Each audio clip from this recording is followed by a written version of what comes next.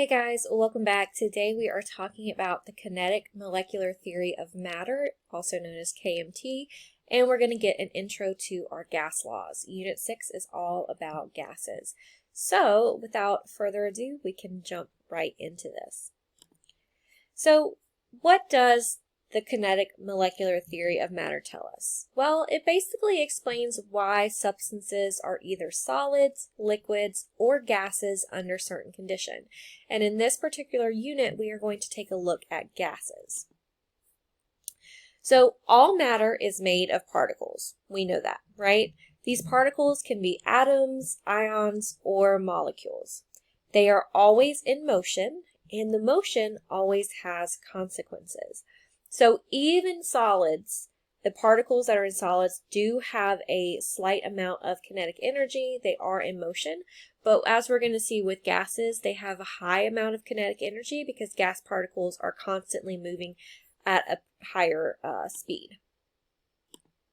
So let's talk particularly about the KMT for gases.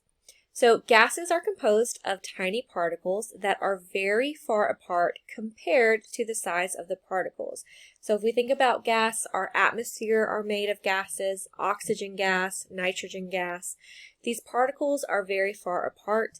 They don't have a definite shape or volume, and the particles move pretty quickly. They have a high kinetic energy. Collisions between particles are perfectly elastic, and so no kinetic energy is lost when these particles collide. And these gas particles are constantly moving with a rapid translational motion. That just means they're pretty much moving all around. They have a high kinetic energy. Okay? There are no forces of attraction or repulsion between the particles. And the average kinetic energy of the particles depends only on temperature. Okay, so when we're talking about gases, the thing that's going to impact the energy of the gas is going to be how warm or how cold it is. Okay, and that kinetic energy is equal to 1/2 mv squared. M is going to be the mass and v will be the velocity. Okay. So just a quick review on states of matter. We can have a solid, a liquid, or a gas. Solids have definite shapes, liquids do not, and gases do not. Solids have a definite volume. Liquids do have a definite volume. If you pour water into a graduated cylinder, you can measure the volume of a liquid.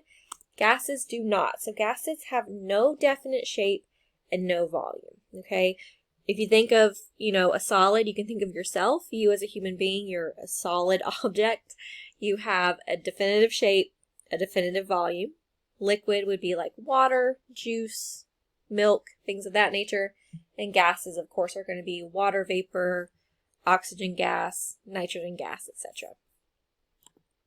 Okay, so now that we know just some properties of gases, that their energy is dependent on temperature, no definite shape, no volume, let's talk about the gas laws. Because in this unit, we're going to be learning about some different chemists who did some work with gases, and we're going to learn each of their gas laws and how to apply them. So the first one we're learning today is pretty simple, and this is Dalton's Law of Partial Pressure. Okay, so Dalton was a scientist, and he studied the properties of gases. He found that each gas in a mixture exerts pressure independently of the other gases present. So when you're measuring the pressure of a gas, each gas in a mixture is going to have its own independent pressure that it applies in the system. Okay? So Dalton's law of partial pressures states that the total pressure of a mixture of gases is equal to the sum of the pressures of all the gases in the mixture. That's a really long way of saying that if you know all the partial pressures of each of the gases, all you have to do is add them up. Okay, because they each have an independent pressure that they apply, so they don't influence each other. So if you know the partial pressure of each one, you just have to add them together to get the total pressure of the system. So the pressure contributed by a single gas is called the partial pressure, okay, because we're assuming that there is a mixture of gases. If you think about our Earth's atmosphere, each of those different gases is a part of the whole because our atmosphere is made up of multiple different gases. The partial pressure is going to depend on the number of moles of the gas, the size of the container, and the temperature, because remember, temperature can affect the kinetic energy of the gas. Okay? At any given temperature and pressure, the partial pressure of 1 mole of any gas is the same. Okay?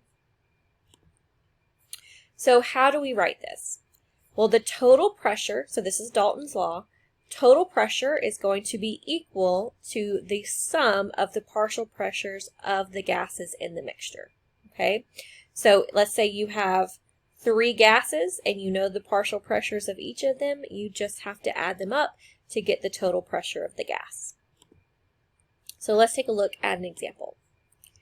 So this question says, what is the partial pressure of hydrogen gas in a mixture of hydrogen and helium if the total pressure is 600 mmHg, which is just millimeters of mercury, and the partial pressure of helium is 439. Okay, so we have the total pressure here, which is 600, and then we have the partial pressure, which is 439. So that means we're going to set up our equation. Remember, our total pressure is going to be equal to our partial pressures, the sum of them. So our P total is equal to pressure 1, pressure 2, pressure 3, etc., however many gases you have in the system. So because we know our total, we're going to have 600 is equal to 439 plus the partial pressure of hydrogen. Okay, because hydrogen is what we're looking for. So in order to solve this, we're just going to subtract 439 from each side because, again, we were given the total pressure. We just want to find the partial pressure of hydrogen here. And our partial pressure of hydrogen is 161 millimeters of mercury. And again, millimeters of mercury is just a measurement of the pressure of a gas. It's a unit that you would see on a pressure gauge. And that's just the unit in this particular example. Gases can also be measured in atmospheres, so ATM. So mmHg is millimeters of mercury. If you see ATM, that's just atmospheres. All right, so let's take a look at another example. Find the total pressure for a mixture that contains 4 gases with partial pressures of 5.00 kPa, which is kilopascal. Again, just another measurement for the pressure of a gas. 4.56 kilopascals, 3.02 kilopascals, and 1.20 kilopascals. So in this instance, we want to find the total pressure, and we have been given 4 partial pressures. So remember, the partial pressures of these gases are independent of each other. That means they don't influence one another in terms of the pressure applied. So all we have to do is add them up. So we're going to add 5 plus 4.56 plus 3.02 plus 1.20, which is going to give us 13.78 kilopascals. So the total pressure for this mixture is 13.78 kilopascals. And just like with everything else we do in this class, you just want to make sure that your units are correct. We're kind of running out of time in this semester, so we're not going to do atmospheric conversions. Like you're not going to have to go between kilopascals or atmospheres or millimeters of mercury.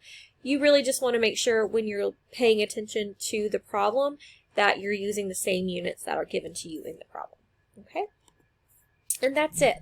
So today is just a quick intro, Dalton's Law, which is pretty easy, pretty simplistic. You just add the partial pressures. But of course, if you have any questions, let me know. And if not, I will see you guys in our next lesson.